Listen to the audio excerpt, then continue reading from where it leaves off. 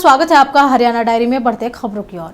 फरीदाबाद में मुख्यमंत्री नायब सिंह सैनी ने धन्यवाद रैली में बतौर मुख्य अतिथि शिरकत की। इस दौरान उन्होंने रोजगार मेले से चयनित युवाओं को बटन दबाकर नौकरी के लिए अपॉइंटमेंट लेटर भेजा। लोगों को संबोधित करते हुए उन्होंने संतों को जन्म देने वाले इस पावन धरा को नमन किया और कहा कि फरीदाबाद एक औद्योगिक शहर ही नहीं बल्कि हरियाणा के आर्थिक, सांस्कृतिक और ऐतिहासिक विकास का महत्वपूर्ण केंद्र है। उन्होंने भरोसा दिलाया है कि यह धन्यवाद रैली उन्हें नई ऊर्जा देगी और फरीदाबाद के विकास को और गति मिलेगी।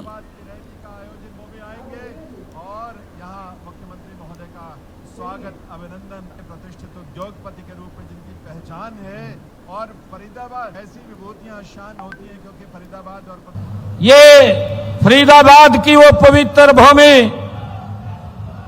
ये ऐतिहासिक धरती और इस पर ये विशाल रैली में आए हुए हमारे सभी भाई बहन, मुझे देख करके एक बड़ी ऊर्जा मिल रही है। मुझे देख करके एक गौरव की अनुभूति हो रही है। साथियों, ये पवित्र भूमि, यहां से कुछ दूरी पर ही महाकवि सूरदास जी, संत सूरदास जी की जन्मभूमि सिही है। ऐसी पवित्र भूमि पर ऐसे महान संतों को जन्म देने वाली ये पावन धरा को भी मैं नमन करता हूं, उसको प्रणाम करता हूं। साथियों, ये फरीदाबाद ये औद्योगिक शहर ही नहीं बल्कि ये हरियाणा के आर्थिक, सांस्कृतिक और ऐतिहासिक विकास का ये हमारा फरीदाबाद एक महत्वपूर्ण केंद्र है। साथियों, हमें गर्व है इस फरीदाबाद जो एशिया की 9वीं सबसे बड़ी ये औद्योगिक ये संपदा माना जाता है। साथियों, आपने भारतीय जनता पार्टी की सरकार नॉन स्टॉप तीसरी बार हरियाणा में बना करके मोदी जी के नेतृत्व में यहां आशीर्वाद देने का काम किया है। मैं उस आशीर्वाद के लिए भी आपका धन्यवाद करता हूं, आप सबका आभार व्यक्त करता हूं और आज की ये धन्यवाद रैली फरीदाबाद को एक विकास की और नई ऊंचाई और नई गति ये देने का ये काम। मुख्यमंत्री नायब सिंह सैनी ने आज फरीदाबाद में 120 करोड़ 76 लाख रुपए की लागत की 4 विकास परियोजनाओं के शिलान्यास किया। उन्होंने कहा कि फरीदाबाद प्रदेश की अर्थव्यवस्था के नई इंजन के रूप में उभर रहा है। उन्होंने शहर को स्वच्छ बनाने के अभियान के तहत स्वच्छता शुभंकर और स्वच्छता कॉमिक का भी अनावरण किया है। उन्होंने भरोसा दिलाया कि ये धन्यवाद रैली फरीदाबाद के विकास को नई गति देने का काम करेगी। फरीदाबाद की अर्थव्यवस्था के नए इंजन के रूप में ये मेरा फरीदाबाद ये उभर रहा है। जब हम देखते हैं पिछले 11.5 वर्षों में यहाँ के इंफ्रास्ट्रक्चर, यहाँ की कनेक्टिविटी, यहाँ के उद्योग और यहाँ के रोजगार के अंदर एक अभूतपूर्व ये विकास हुआ है। आज फरीदाबाद में मेट्रो विस्तार हो, चाहे हाईवे नेटवर्क हो या स्मार्ट सिटी प्रोजेक्ट हो, साथियों आज की यह रैली विकास को गति देने के लिए आज आयोजित की गई है। इस दिशा में मुझे खुशी है, मुझे गर्व भी है कि हमने अभी कुछ देर पहले रिमोट के माध्यम से 120 करोड़ 76 लाख रुपए की लागत की 4 परियोजनाओं के उद्घाटन और शिलान्यास आज मैंने किए हैं। साथियों, और इसके साथ ही मैंने फरीदाबाद को देश के सर्वाधिक स्वच्छ शहरों में लाने के लिए हमारी सरकार प्रतिबद्ध है। इसी दिशा में मैंने फरीदाबाद को स्वच्छ बनाने के अभियान को स्वच्छता शुभंकर और स्वच्छता कामेक्स का अनावरण भी आज यहां किया है। और साथियों, मैं फरीदाबाद के नगर वासियों को अपील भी करता हूं कि आपका शहर स्वच्छ बनाने के अभियान में आपका भी योगदान इसमें भरपूर चाहिए। फरीदाबाद में आयोजित धन्यवाद रैली में मुख्यमंत्री नायब सिंह सैनी ने रोजगार मेले से चयनित युवाओं को बटन दबाकर नौकरी के लिए अपॉइंटमेंट लेटर भेजा। अपने संबोधन में उन्होंने कहा कि पिछले 11.5 वर्षों में 44 घोषणाएं की, जिनमें से 24 का काम पूरा हो चुका है और शेष पर कार्य चल रहा है। वहीं पिछले विधानसभा चुनाव के दौरान हमने जो 217 वादे किए थे, उनमें से 60 को साल भर के अंदर पूरा कर लिया गया है और बाकी पर काम जारी है। निर्मलताओं और निर्मला ताई का भी स्वच्छ हरियाणा मिशन के तहत आज इसका शुभारंभ किया है। साथियों, आज अभी रिमोट के माध्यम से पिछले दिनों मेरे फरीदाबाद के अंदर जो एक रोजगार मेला लगा था, लगभग 350 युवाओं को आज ज्वाइनिंग लेटर भी वो दिया गया है। मैं उनको भी बहुत बहुत बधाई और शुभकामनाएं देता हूं। साथियों, ये सरकार ये विकास को लेकर के 3 गुना गति से काम कर रही है।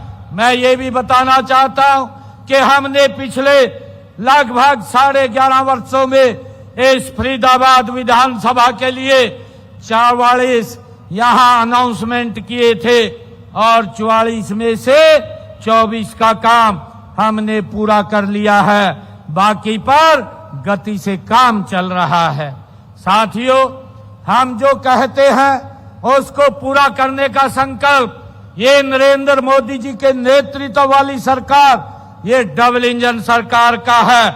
और इसी कड़ी में मैं ये भी बताना चाहूंगा कि जब विधानसभा का चुनाव था, उस विधानसभा के चुनाव में हमने 217 संकल्प आप लोगों से किए थे।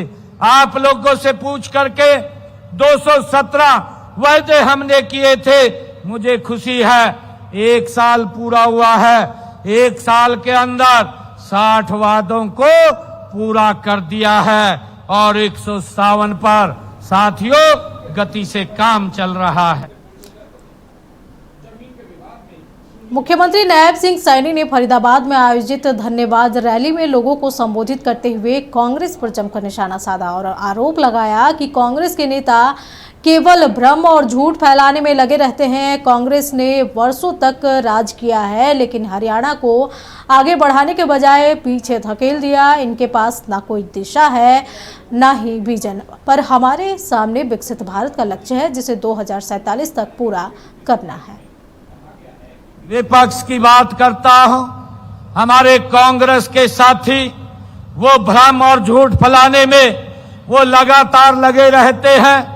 उन्होंने भी 10 वर्ष तक 2004 से 2014 तक हरियाणा प्रदेश के अंदर शासन किया है। विपक्ष कांग्रेस पार्टी ने भी यहां राज किया है, परंतु साथियों हरियाणा प्रदेश को पीछे धकेलने का काम ये कांग्रेस पार्टी ने किया है। साथियों, जब मैं देखता हूं कांग्रेस के उस समय को जो विपक्ष के पास न तो कोई विजन था न ही कोई दिशा थी, वे केवल झूठ बोल करके वोट लेने का काम करते थे और उन वायदों को फिर भूल जाते थे और ये उनकी ये पुरानी आदत भी रही है। साथियों, आज अगर हरियाणा विकास के नए कीर्तिमान स्थापित कर रहा है तो इसके पीछे देश के यशस्वी प्रधानमंत्री आदरणीय नरेंद्र मोदी जी का ये दूरदर्शी ये मार्गदर्शन है। साथियों, विकसित भारत 2047 का जो संकल्प आदरणीय प्रधानमंत्री जी ने देशवासियों के सामने रखा है, वह केवल एक लक्ष्य नहीं है बल्कि एक जन आंदोलन आदरणीय नरेंद्र मोदी जी ने ये दिया है। यह एक ऐसा संकल्प है साथियों जिसमें हर एक नागरिक की भागीदारी है। हम सब मिलकर के विकसित भारत, विकसित हरियाणा के माध्यम से साथियों सपने को साकार करने का काम ये हमारी सरकार। मुख्यमंत्री नायब सिंह सैनी ने अपने संबोधन में प्रधानमंत्री नरेंद्र मोदी की तारीफ करते हुए कहा कि जब जब भी देश पर कोई संकट आया है, हमारे पीएम देश के लोगों के साथ खड़े रहे हैं। मिडिल ईस्ट के युद्ध के बावजूद पीएम ने गैस और डीजल की कीमतों पर नियंत्रण रखा ताकि लोगों को कोई परेशानी ना हो, लेकिन ऐसे समय में भी विपक्ष के लोग झूठ और भ्रम फैलाने में जुटे हैं। प्रथम की नीति पर चलते हुए हर संकट में भारतवासियों के साथ खड़ी है। मुझे ये गर्व है कि पिछले दिनों देश में कोरोना का कालखंड आया, परंतु आदरणीय नरेंद्र मोदी जी देश के लोगों के साथ खड़े हुए दिखाई दिए। साथियों, जब जब भी कहीं विश्व के अंदर कोई आपदा आई है, नरेंद्र मोदी जी देश के लोगों के साथ खड़े हुए दिखाई दिए हैं। परंतु अब जब ये मिडिल ईस्ट की लड़ाई चल रही है, इस समय के अंदर भी जब पूरी दुनिया में साथियों अफरा तफरी का माहौल है और जब पूरी दुनिया के अंदर भाव बढ़ रहे हैं, उस समय के अंदर भी नरेंद्र मोदी जी ने पेट्रोलियम, डीजल, गैस के दामों को साथियों उन पे एक्साइज ड्यूटी घटा करके उनको स्थिर रखने का काम ये नरेंद्र मोदी जी ने किया है। साथियों, मोदी जी हर समय देश के लोगों के साथ खड़े हुए दिखाई देते हैं, परंतु ये दुर्भाग्यपूर्ण है कांग्रेस पार्टी जब भी देश के ऊपर कोई विपदा आती है, जब भी कोई वैश्विक आपत्ति आती है, कांग्रेस पार्टी राजनीतिक ढूंढना शुरू कर देती है। साथियों, ऐसे समय में वो लोग वो राजनीति देखते हैं, दुर्भाग्यपूर्ण है, और गलत बयानबाजी करके जनता के बीच में भ्रम फैलाने का काम ये विपक्ष के लोग करते हैं।